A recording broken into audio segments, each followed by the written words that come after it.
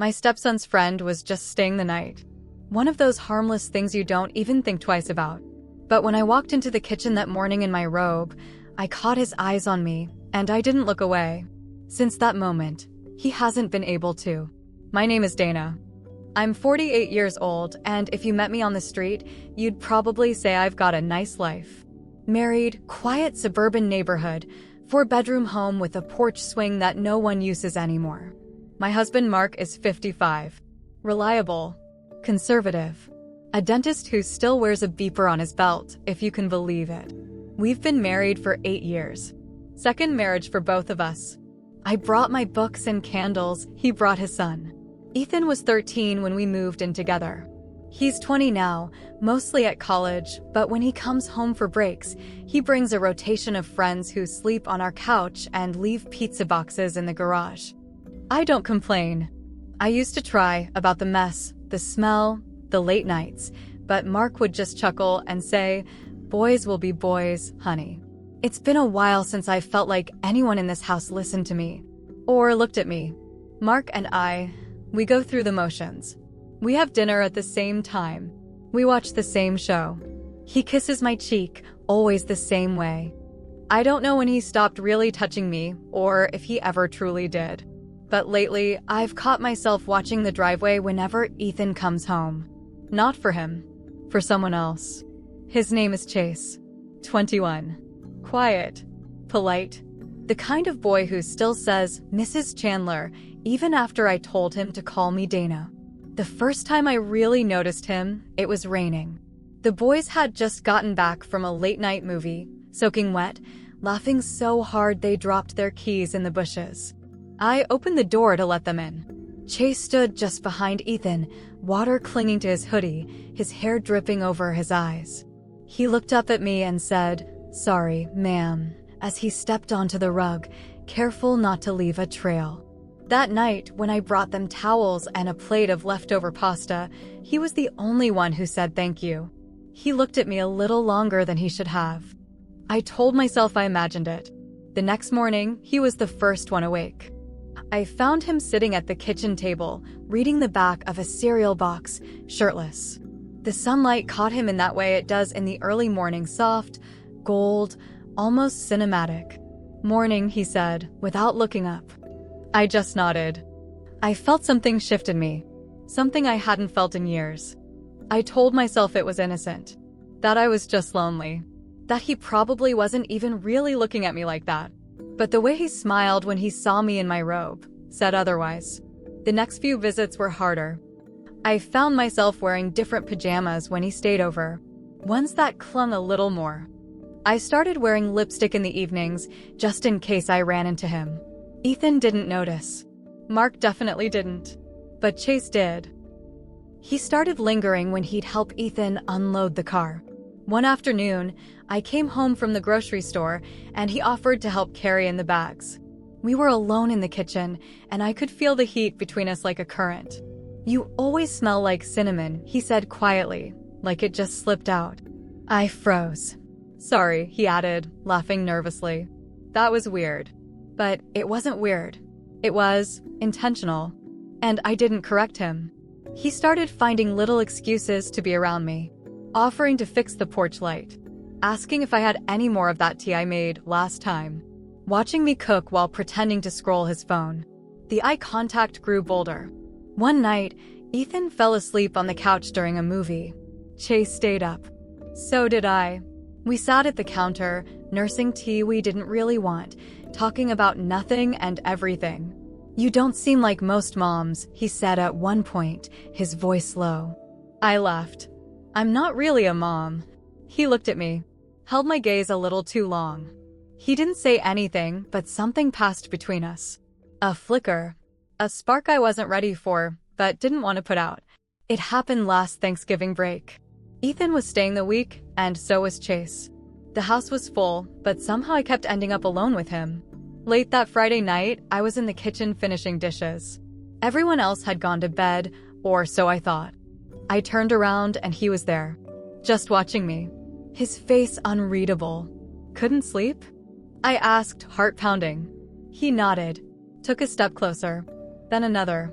"Can I tell you something?" he said softly. I swallowed. "Of course." He leaned in close enough that I could feel his breath against my ear and said, "You make it really hard to pretend I don't see you." I should have said something. Should have walked away. Should have reminded him that I'm married, that I'm his best friend's stepmother. But instead, I just stood there, frozen. He didn't touch me. He didn't have to. The next morning, when I walked into the kitchen in my robe, he was already there, coffee in hand, eyes on me. And I didn't look away. The morning after didn't feel like morning. The sun was up. Coffee brewed. Someone was mowing a lawn somewhere in the neighborhood. But nothing felt normal. I came into the kitchen barefoot, wrapped in my robe. I hadn't even brushed my hair. I didn't know what I expected to see, but it wasn't Chase, already at the table, already watching me like he had been waiting. His eyes flicked down my body and back up like it was automatic, like he couldn't stop himself. I felt bare.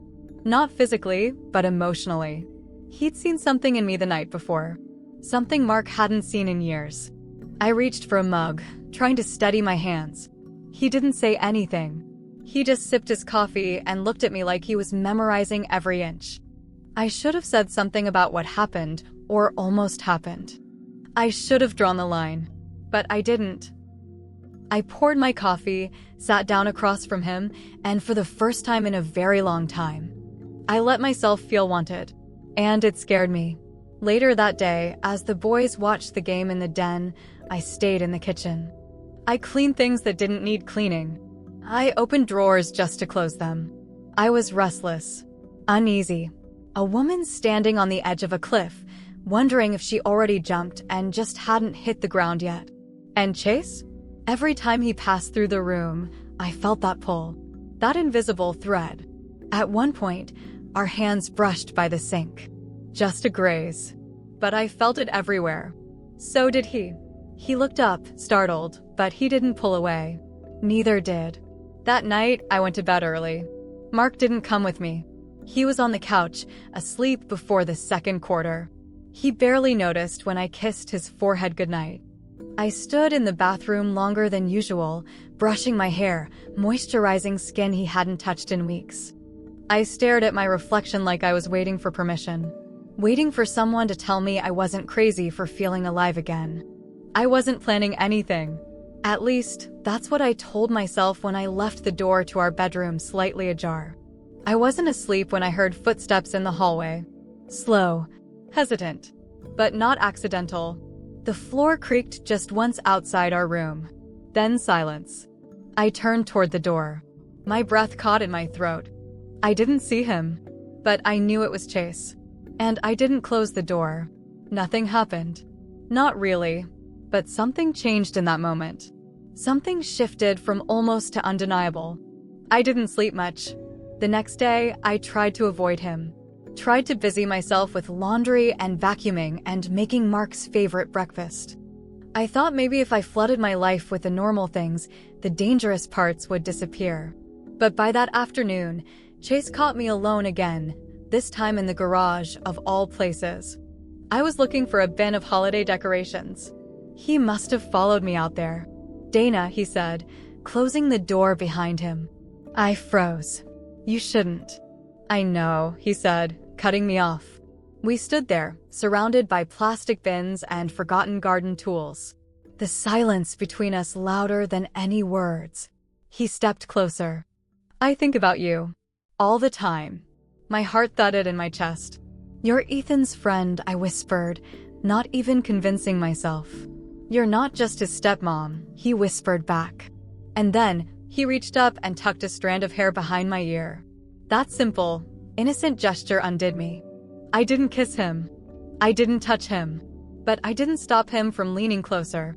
Didn't stop him when he breathed me in like I was something he'd been craving. We made a mistake. But the thing about mistakes is, once you make one, it's easier to make the next. That night, he slipped me a note under the dinner napkin. For words. "I see you. Always." I didn't sleep again. But not from guilt. From wanting. It happened 2 days later. Sunday morning. Mark was supposed to be golfing. Ethan and Chase were asleep. I was finally alone in the kitchen, trying to remember what it felt like to breathe normally. That's when Mark walked in early, irritated, holding something in his hand. "Dana," he said, without even a hello. "What the hell is this?" He tossed the thing on the counter. My heart stopped. It was a small, black, square-shaped device. Something I'd never seen before. "Found it plugged into the outlet behind the pantry," he said. "It's a mini-cam." My knees went weak. He pressed a button on his phone, pulled up a grainy, green-tinted image from the night before.